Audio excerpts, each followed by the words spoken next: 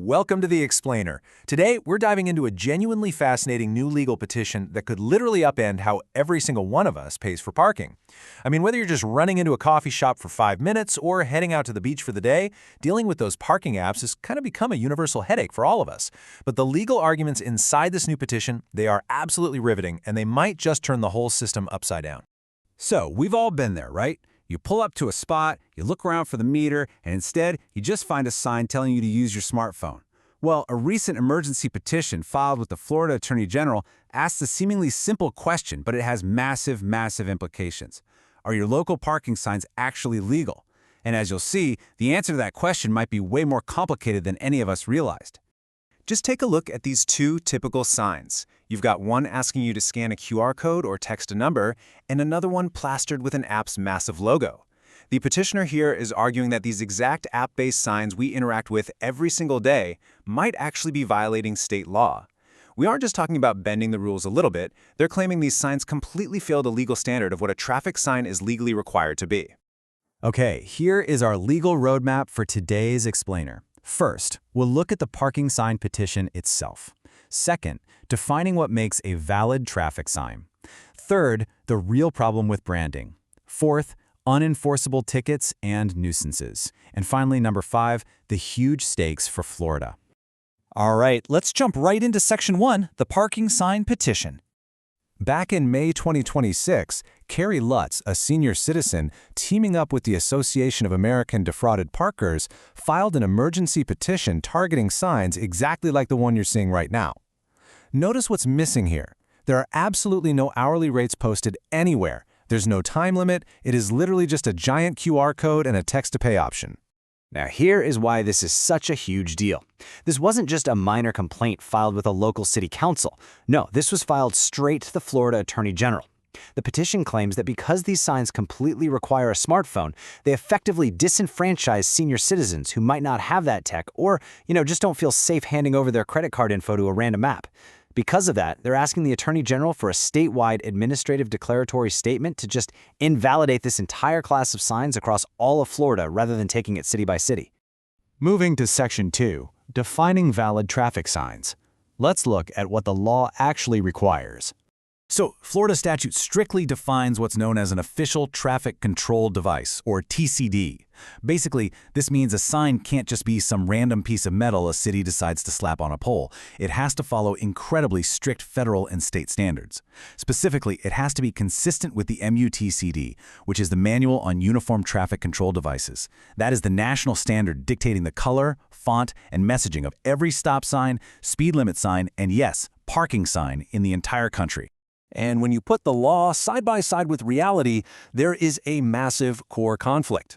The MUTCD manual clearly requires a simple, straightforward meaning, but these app-based signs hide the actual parking rates and rules behind a digital intermediary. The manual demands standard colors and prescribed regulatory text, but reality shows us corporate color schemes, QR codes, and just a total absence of posted rates or conditions on the actual physical sign itself. The petitioner's stance here is that by forcing you to leave the physical roadway environment and boot up a separate tech platform just to figure out the rules, the sign inherently fails the legal standard of conveying a clear meaning. If you look at this Park Mobile sign, the argument is that because you literally don't know the rules until you download the app, the sign itself isn't actually regulating traffic. It's really just advertising a payment portal. Which brings us to Section 3, the problem with branding. The petition highlights that these signs are heavily dominated by registered trademarks and corporate color schemes from private vendors, like Pay by Phone or Park Mobile. I mean, look at the prominent green branding on this one. You have to admit, it looks a whole lot more like a billboard for a tech company than an official government traffic regulation. And this is where the petitioner pulls a brilliantly specific legal lever.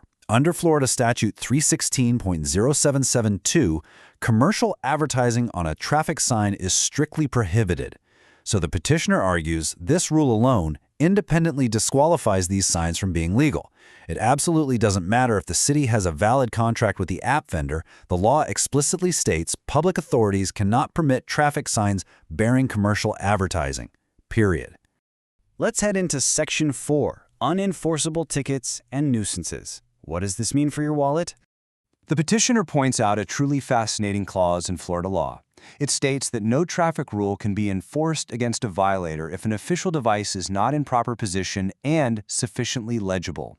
The argument here is that if the sign doesn't have the full regulatory message, like the cost to park and the maximum time limit, printed directly on its face, then it just isn't legally legible to an observant driver. Now, this leads to an absolutely astonishing claim. If the sign is a valid official traffic control device, then tickets, fines, and tows are totally enforceable. But if the sign is an invalid TCD because it's missing required info or has commercial ads, then any past or ongoing enforcement action is void as a matter of Florida law. That means, according to this petition, any parking ticket or tow you've gotten from these app-based signs is fundamentally void and unenforceable. No way, right? But wait, it goes a step further. The petition claims that because these signs contain prohibited commercial advertising, the state automatically classifies them as a public nuisance. According to the statute, this means the authority having jurisdiction is actually empowered to rip them down without any prior notice. The law doesn't say they maybe should remove them, it legally categorizes them as an immediate public nuisance. Finally, Section 5, the stakes for Florida, and we're talking federal funding at risk here. The petition warns of a colossal domino effect. Step 1. Municipalities install these non-compliant signs thinking their local home rule allows it. Step 2. A recent Florida Department of Transportation memo actually classifies non-compliant traffic devices as safety hazards, requiring immediate removal. And Step 3. The absolute biggest threat of all. Municipal home rule does not override state traffic laws. By having thousands of non-compliant signs statewide, Florida could literally be risking its eligibility for federal highway funding, which strictly requires adherence to those national MUTCD standards. To fix this, the petitioner isn't just asking for a slap on the wrist, they are demanding sweeping relief. Declaring these signs as non-official devices, labeling the vendor logos as public nuisances, and totally voiding all resulting tickets and tows. They even want emergency interim relief to protect senior citizens right now and a formal referral to the Federal Highway Administration.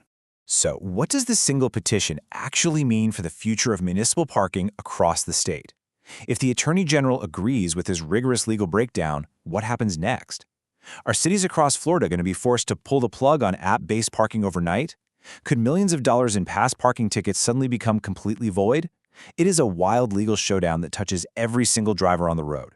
So next time you pull up to scan a parking QR code, you might just be looking at a public nuisance. Thanks for joining this explainer.